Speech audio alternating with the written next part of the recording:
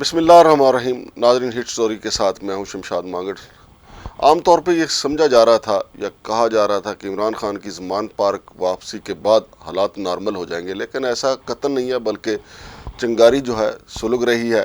और ये भी महसूस होता है कि जैसे दो छुट्टियां आई हैं और इस मौका के ऊपर जो शरपसंद लोग हैं, जो मुल्क का सत्यानाश करना चाहते हैं, जो इक़्तिदार की खातिर सब कुछ करना चाहते हैं, उन्होंने दो छुट्टियों में वो प्लानिंग की है कि दो छुट्टियों में पीटीआई को भी आराम करने दिया जाए, ख़ुद भी आराम किया जाए और उसके बाद जो है खौफनाक काम शुरू कर दिया जाए, जैसा कि पहले हो रहा है। और लेकिन नाजरीन, आज छुट्टी के बावजूद इस्लामाबाद में 500 बंदों के खिलाफ पर्चा हुआ है। एक ये बड़ी खबर है, और वो पर्चा क्यों हुआ ये भी आपके साथ बता रहा हूँ। 500 बंदे पीटीआई के, उनके खिलाफ मुकदमा दर्ज हुआ है। इस्लामाबाद में 2 मुकदमे दर्ज हुए हैं, जिनमें 500 बंदों को नामजद किया गया है।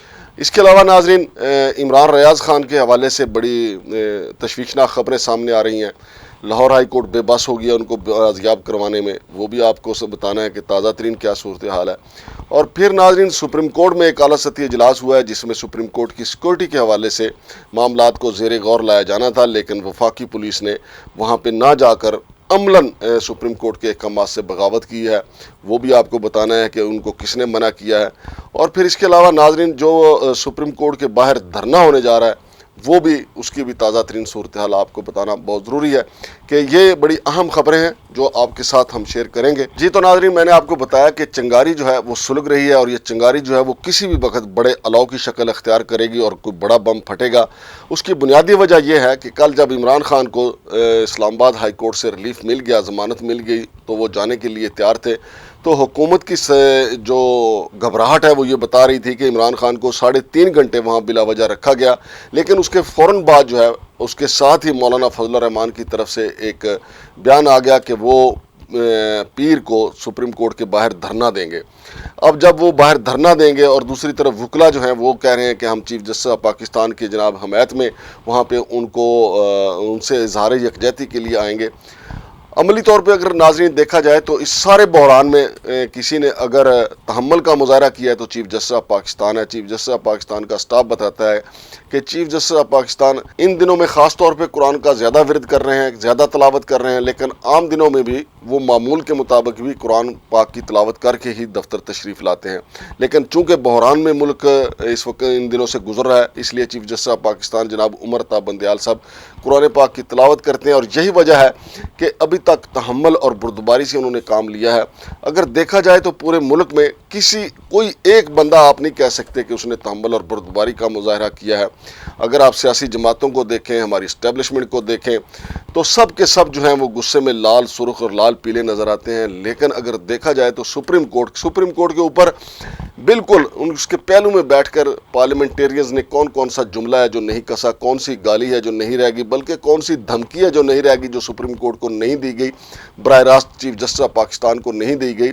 मरियम औरंगज़ेब साहिबा जब कहती हैं कि चीफ जस्टिस के घर को भी आग लगेगी, तो ये सीधी सीधी धमकी समझी जाती है। इस पर वकला का कहना है कि उनके खिलाफ दहशतगर्दी एक्ट के तहत मुकदमा दर्ज हो सकता है। हो तो बहुत कुछ सकता है, लेकिन करने वाला कोई हो तो सही। तो नाज़रीन, ये सूरत हाल है। लेकिन ये जो मौलाना फजल रहमान ने धरने का ऐलान किया, उस पर आज हफ्ते को रजिस्ट्रार ऑफिस ने इस्लामाबाद पुलिस और डिप्टी कमिश्नर इस्लामाबाद को तलब किया था, ताकि सिक्योरिटी के हवाले से मामलात को देखा जा सके। डिप्टी कमिश्नर तो अपने अमले के साथ रजिस्ट्रार ऑफिस में आए, लेकिन आईजी इस्लामाबाद या कोई दूसरा पुलिस अफसर जो है वो सुप्रीम कोर्ट तशरीफ़ नहीं लाया। इसका सीधा सीधा मतलब है कि राना सनाउल्लाह साहब और उनके जो सरपरस्त हैं, उन्होंने बराह रास्त सुप्रीम कोर्ट से बगावत का फ़ैसला किया हुआ है, क्योंकि पीर के दिन सुप्रीम कोर्ट इलेक्शन से मुतल्लिक़ केस का जो है वो भी समाअत करने जा रही है। लिहाजा वफाकी पुलिस का चीफ जस्टिस के रजिस्ट्रार सुप्रीम कोर्ट के बुलाने पे ना जाना, ये सीधी सीधी बगावत है। अब इस हवाले से भी पीर को ही सुप्रीम कोर्ट कुछ ऑर्डर जारी करेगी, लेकिन इस पर रजिस्ट्रार ऑफिस की तरफ से तशवीश का इजहार किया गया है। और नाज़रीन, दूसरी बड़ी अहम खबर यह है कि इमरान रियाज खान, जो कि मुल्क के मारूफ व्लॉगर हैं और मारूफ एंकर हैं, वो लापता है। और सुप्रीम और हाई कोर्ट लाहौर की हुक्म के अहकामात के बावजूद अभी तक उनको रिहा नहीं किया गया है। और कल chief justice Lahore high court जनाब अमीर हुसैन भट्टी 6 बजे तक अदालत में बैठे रहे, लेकिन आईजी लाहौर ने कहा कि मुझे तो इसका पता नहीं, आईजी पंजाब का ये मौक़िफ़ था कि वो कहाँ पे हैं, लिहाजा वो उनको बाजियाब नहीं करवाया जा सका। अगरचे लाहौर हाई कोर्ट ने कहा है कि पीर के दिन वो इस पे सख्त एक्शन लेंगे, लेकिन दूसरी तरफ ऐसी खबरें आ रही हैं कि वो जहाँ भी हैं वो उनकी हालत बड़ी तशवीशनाक है और उनके वालिद मोहतरम की तरफ से ये अपील की गई है इमरान रियाज़ ख़ान के कि मुझे बेशक फांसी दे दें लेकिन मेरे बेटे को छोड़ दें।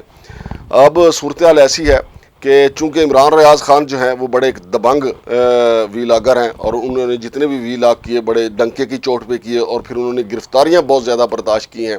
उनकी कुर्बानियां जो हैं आज़ादी सहाफ़त के लिए बड़ी ज़बरदस्त हैं और जहां भी वो बोले हैं बड़े जुर्रत के साथ बोले हैं। लेकिन इस दफ़ा उनकी जो गिरफ्तारी है, कुछ लोग उस वक्त से उनके पीछे पड़े हुए हैं जब उन्होंने कहा कि पहली दफ़ा आपको टक्कर के लोग मिले हैं। तो अब इमरान रियाज़ ख़ान को कहाँ रखा गया कोई पता नहीं, लेकिन उनकी गिरफ्तारी से एक रोज़ पहले जो उनकी वीडियो सामने आई थी उसमें उन्होंने कहा था कि जब पिछली बार उनको गिरफ्तार किया गया था तो उस वक्त उनकी आंखों पे पट्टी बांध के उन पर तशद्दुद किया गया, उनको ठुड्डे मारे गए थे और उनको कहा गया था, बार बार कहा जाता था कि हाँ भाई बताओ मिले हैं कि नहीं आपको टक्कर के लोग। लेकिन अब उनके साथ क्या किया जा रहा है और इसके ऊपर सारी सहाफ़ी बरादरी भी और ख़ुद जो उनके फ़ैन हैं, जो उनसे मोहब्बत करने वाले हैं, सब के सब जो हैं वो तशवीश में मुब्तला हैं।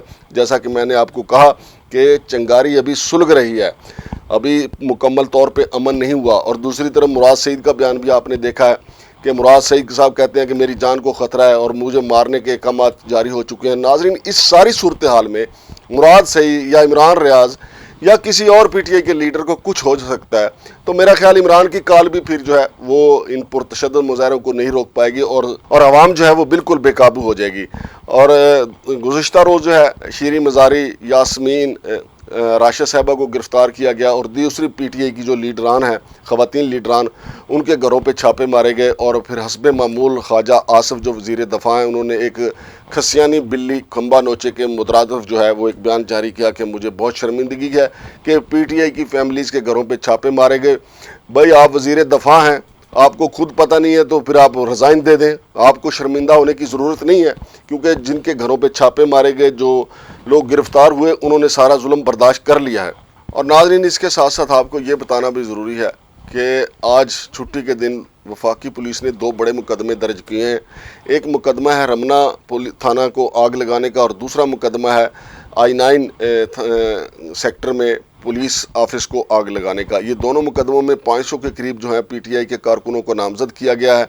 उसमें साबिक स्पीकर कौमी असम्बली असद कैसर भी शामिल हैं और आमर मुगल भी शामिल हैं, जो यहाँ के नामवर लीडर हैं इस्लामाबाद के, उनका नामजद किया गया है। और इसके अलावा नामालूम लोगों को भी इसमें शामिल किया गया है। नामालूम खैर वो नहीं जिनको आप समझ रहे हैं, वो नामालूम इसमें नहीं है, वो जिनका इनको नाम का पता नहीं था, बाद में अज़ां कहते हैं कि जी हम फुटेज देख के उनको नामजद करेंगे।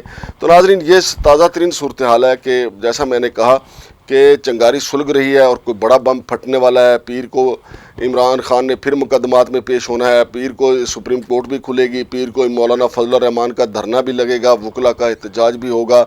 और अभी चूँकि दोनों फरीक जो हैं वो उनके ज़ख्म ताज़ा हैं। एक तरफ जो है पीडीएम की हुकूमत जो है मुसद्दका इतलात आ रही हैं कि वो हर सूरत चाहते हैं कि या मुल्क में मार्शल लॉ लग जाए या फिर एमरजेंसी आ जाए, चूँकि इसी में उनकी बुकाक है। ख़ास तौर पर मौलाना फजल रहमान ये समझते हैं, क्योंकि मौलाना फजल रहमान को आसिफ अली जरदारी के साथ भी काम करने का तजर्बा है, नवाज शरीफ के साथ भी काम करने का तजर्बा है, और उसको ये भी पता है कि मार्शल लॉ में बड़े फ़ायदे उठाए जा सकते हैं। चूँकि मार्शल लॉ वालों को जो है वो बैसाखियाँ चाहिए होती हैं, जमहूरी बैसाखियाँ चाहिए होती हैं, और मौलाना फजल रहमान अपने फतवों समेत जो है जर्नैलों को अपनी बैसाखियाँ फराम करने में अपना कोई सानी नहीं रखते। लिहाजा मौलाना फजल रहमान की कोशिश है कि मौलाना फजल रहमान चाहते हैं कि मुल्क में इमरजेंसी लगे या मार्शल लॉ लगे, उनका जो है दुकान चलती रहेगी, उनका कारोबार चलता रहेगा।